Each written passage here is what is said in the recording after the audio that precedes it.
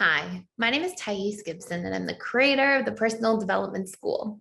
This is your daily breakthrough video, and in this video, I want to talk to you a little bit about how often a securely attached couple might fight. So, this is a question I have all the time, and it's a question I get a lot from people who are just wondering more or less like what the secure relationship looks like. And a lot of people I find who are insecurely attached, obviously, we know we tend to develop most of our attachment style qualities at a very young age. And of course, our attachment style can change throughout the course of our lives because we have things like neuroplasticity and we can acquire new subconscious programs. And, things are always changing to a certain degree, but to a large degree, it is fairly common that our attachment style develops between the ages of 0 to 2 years old as we first learn what it means to attach to our caregivers. And then that attachment style tends to stay fairly fixed throughout the course of our lives. And of course, there are exceptions to this that are substantial, but this is the generally most common path that we'll see. So with that being said, what does that mean? It means a lot of individuals who are insecurely attached may have not had a lot of healthy childhood modeling for what a secure relationship looks like, what a really healthy relationship looks like. So I'm going to do my best over the next week or so to just bring more content to this channel that talks about those different things. And if you have questions for me about these topics, please let me know in the comments below. Like I'm sure we have many, many different questions from start to finish. So what I would start by saying is, when we look at the concept or idea of how often a securely attached couple fights, the securely attached couple, of course, is going to argue less often. And also the intensity of the arguments is going to be less. So you're going to see less heightened emotion, less extremes. And then you're going to see the frequency, of course, be spread apart compared to, let's say, two insecurely attached styles that are in a relationship together. Now, that's not the most important part of this video. Hopefully that answers the question. But I will generally see a securely attached couple fight maybe once, twice, at most 3 times per month. Of course, the other factors in life will have an impact. Like, are you both starting new jobs? You have newborn kids and you're both working full time? That will obviously play a role. But what I really want to highlight in this video is the way the securely attached couple fights and why they fight less and why this actually matters and what it can tell you about if you're insecurely attached currently, which direction you want to pay attention and move towards. Now, before I dive into all of this, one thing I just want to share is obviously I've talked about how it's mental health month throughout the entire month of May. And if you want to do a deep dive into like the securely attached dynamic, we have a course you can check out for free for 14 days. And we're just doing this as a one-off for the entire month of May. You have a 14-day free trial to PDS. It comes with all of our different courses, all of our webinars, social events, everything. But it's how the securely attached person shows up in the 6 stages of relationship. And it will really give you a roadmap and a model for what secure attachment in relationship with another person really looks like.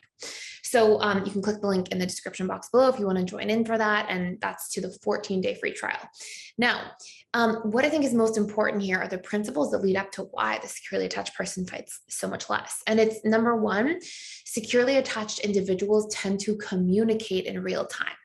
So if I'm feeling something in the moment, the securely attached person generally feels worthy and deserving of communication and usually has practice from a very young age of feeling like they should get their needs met. And a lot of times, because all the way back between 0 and 2 years old, their attachment figures showed approach-oriented behaviors when a child cried or expressed emotion.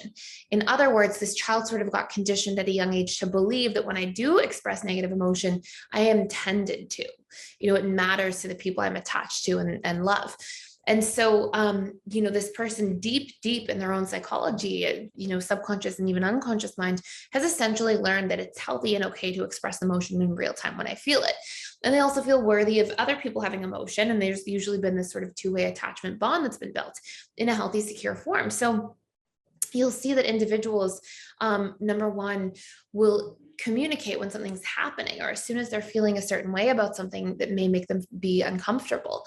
Another thing that's really important is there's less core wounds. So there's going to be less of a personalization of somebody's action. So in other words, there's less of a likelihood that I give really painful meaning based on my subconsciously stored past traumas or past experiences to my current situation. So for example, if somebody doesn't call me back when they said they were going to, I'm less likely to assign meaning like, oh, I'm about to be abandoned, I'm unloved, I'm unworthy, I'm not good enough, I did something wrong.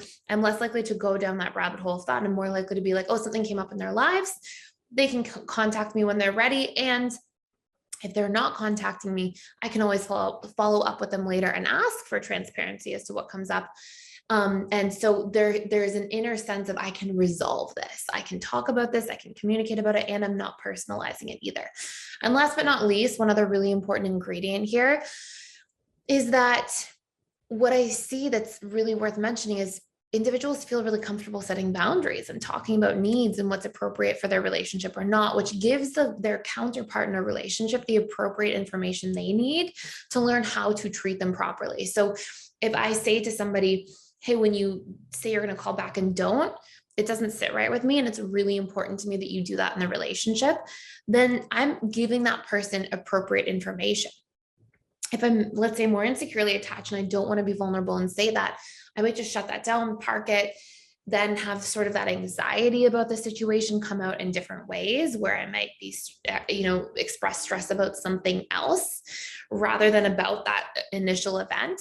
And I might sort of like displace that onto something else at some point in time. So, then it just makes the entire relationship and cycle more confusing, because then maybe you're arguing about something else a day later or 5 hours later that was really only about that original boundary that you never set. And that's very counterproductive, unfortunately, long-term in relationships, because we never get to dig into the roots and resolve the actual core problems that we're facing if we don't have the ability to feel comfortable and safe being vulnerable to a certain degree. So that's another really important component, is our ability to be vulnerable and access our truth and feel confident sharing it with somebody we're in a relationship with.